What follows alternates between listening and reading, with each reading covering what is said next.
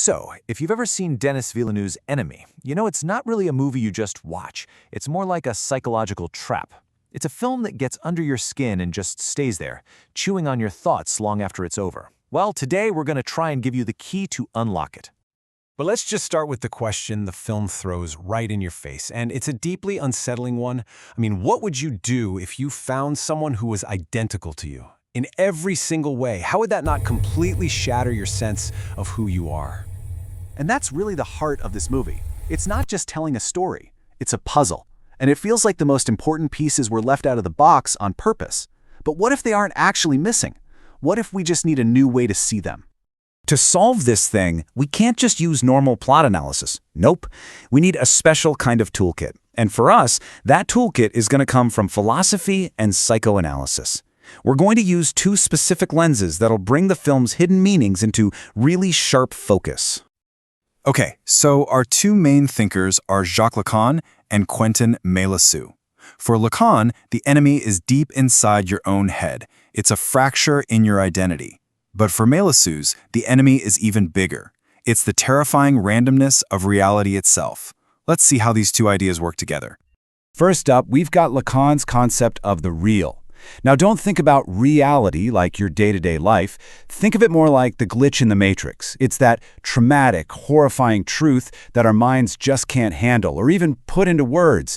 It's the raw, unfiltered stuff that our whole symbolic world, our language, our rules, our sense of order is built to protect us from. And then, from Meillassoux, we get this idea of contingency. And this is a wild one. It's the notion that there are no absolute laws running the show. Your identity isn't fixed. Your sense of self isn't guaranteed. Anything, and he means anything, can happen at any time for no reason at all. It's a universe without a safety net. All right, so with those tools in our back pocket, let's tackle the film's most obvious puzzle, the doppelganger. Who are these two identical men, Adam and Anthony? The film gives us this incredibly stark contrast, a clear split right down the middle of one guy's personality. On one side, you've got Adam, a total creature of habit, living this predictable, almost colorless life. He is all about order. And on the other side, there's Anthony, impulsive, driven by desire, needing control. He is the chaos that Adam has shoved way, way down. And this is exactly why a Lacanian reading works so well here. The double isn't just some other guy. It's a crack in the mirror. It's that moment Adam's stable image of himself just shatters, and it reveals that he was never one whole person to begin with. He was always split. This just nails the psychoanalytic argument. In Lacan's terms, Anthony is pure, unfiltered desire. He is the physical form of all the urges and impulses that Adam has carefully cut out of himself so he can live his neat, orderly life. Anthony is Adam's own repressed self, literally come back to haunt him. Now let's move on to the other giant mystery, and you'll see how this all connects. The spiders. They're everywhere, in dreams, as city-sized monsters, and of course in that terrifying final shot. So what are they? Well, this is where we come face to face with Lacan's real. The spider is pretty much everything Adam cannot or will not confront. It represents this engulfing, maybe even maternal force. It symbolizes this whole web of desire, cheating, and guilt that he is completely trapped in. Basically, the spider is the traumatic truth of his own life that he is desperately trying to ignore. And you know what? The film even tells us this outright. When Adam's mother says this line, she's not just giving him some advice. She knows her son is divided. She knows he's stuck in a behavioral loop he can't get out of. The mistake isn't just one affair. It's a pattern. It's a cycle. And all of this brings us to the film's completely unforgettable ending, where all these ideas, the split self, the unspeakable real, the instability of everything, just collide in one horrifying moment. So, here's the crucial point. The reason the film feels so bizarre and dreamlike, with its looping story and weird gaps in logic, is because it's reflecting Meillassoux' idea of contingency.